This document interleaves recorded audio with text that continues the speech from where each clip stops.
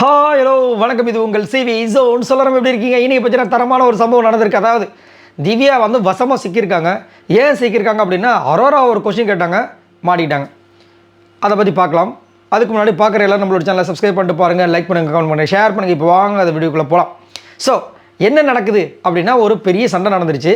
அதில் வந்து ஃபஸ்ட்டு வந்து ஆக்சுவலாக வந்து என்ன நடக்குதுன்னா, விஜய் பார்வதி வந்து என்னோடய பாயிண்ட் மட்டும் ஏன் நீங்கள் பாயிண்ட் பண்ணுறீங்க இப்படி சொல்லுவாங்க பார்த்தீங்களா, அதை சொல்லியிருக்காங்க. அவ்வளோதான். இவங்க என்ன பண்ணிட்டாங்க, உள்ளே வந்து இவங்க அந்த ஒரு சண்டை ஒரு இது வந்தோடனே ஒரு பாயிண்ட் பிடிக்கிறாங்க. விஜய் பார்வதி பர்ஃபார்மன்ஸ் பேசிஸில் தான் அவங்க வந்துட்டு நீங்கள் தோத்துட்டீங்கன்னு சொன்ன ஒரு பாயிண்ட்டு, நீங்கள் தான் வந்து பர்ஃபார்மன்ஸாக போயிடலன்னு சொன்னீங்க, ஸோ நீங்கள் தான் காரணன்றது இவங்க ஒரு பாயிண்ட் வச்சிட்டாங்க. அப்போ அவங்க என்ன பண்ணுறாங்க, நடராஜர் சிலை மாதிரி இப்படி வந்து இப்படி ஒரு ஆட்டிடியூட் காமிக்கிறாங்க, ஒரு மாக்கிங் மாதிரி. அது அப்படியே டெவலப் ஆகுது. நிறைய இடங்களை அப்படி இப்படி பண்ணுறாங்க. இதை வந்து எல்லாருமே நோட் பண்ணுறாங்க. அது அப்படியே ஒரு கட்டத்துக்கு மேலே போகுது. விஜய் பார்வதி முன்னாடி வந்துட்டு ராஜாமத்தா டேக் இட் அப்படின்னாங்க பாருங்க, அந்த லெவலுக்கு போயிட்டாங்க விஜய் பார்வதி. நிறைய பேர் கமெண்ட்ஸில் வா பாரு கம்பேக் பாருன்றாங்க. அவங்க கம்பேக் பாரு தான். நாளைக்கு விஜய் சேதுபதி வந்துட்டு யாரை கலாய்க்க போகிறான்னு தெரியலையப்பா அப்படின்ற மாதிரி இருந்துச்சு. ஸோ அதுக்கப்புறம் என்ன ஆகுதுன்னா, நிறைய விஷயங்கள் வார்த்தைகளை விடுறாங்க. குள்ள நரின்னு விடுறாங்க. அதுக்கப்புறமா எங்கே அந்த சட்டிக்குள்ளே விழுந்துடாதன்றாங்க. நிறைய அந்த ஹைட் இதை வச்சு அதை மாதிரி ஒரு மாதிரி என்ன பாடி ஷேவிங் பண்ணுறாங்க. அதுக்கப்புறம் வந்துட்டு இந்த விஷயங்கள் இதெல்லாம் வந்து இந்த மார்க்கிங் பண்ணுற விஷயங்கள்லாம் பண்ணவே அது ஒரு பெரிய ஒரு பிரச்சனையாக போய் முடியுது.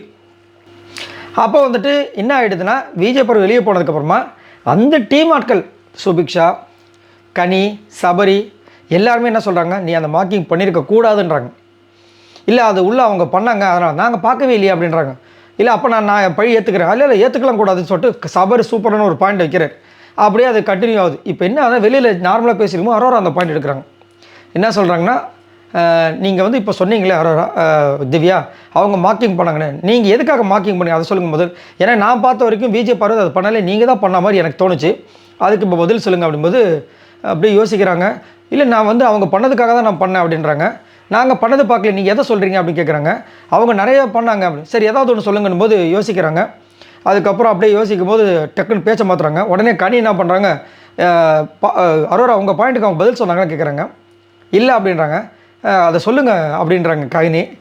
இவங்க அப்படியே யோசிக்கிறாங்க.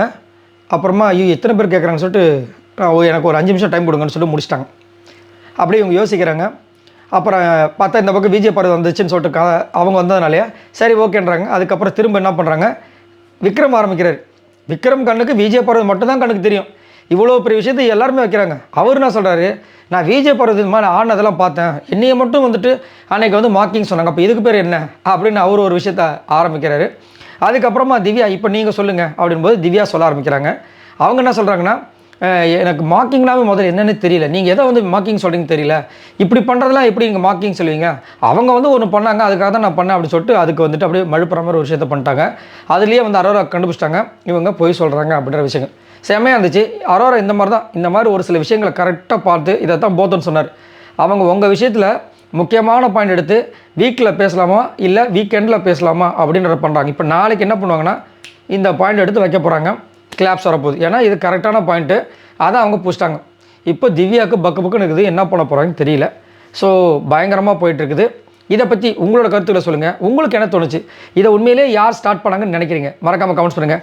ஆக மொத்தத்தில் விஜய் பார்வதி டேக் இட் அப்படின்ற அளவுக்கு போயிட்டாங்க, வாப்பாருன்ற மாதிரி.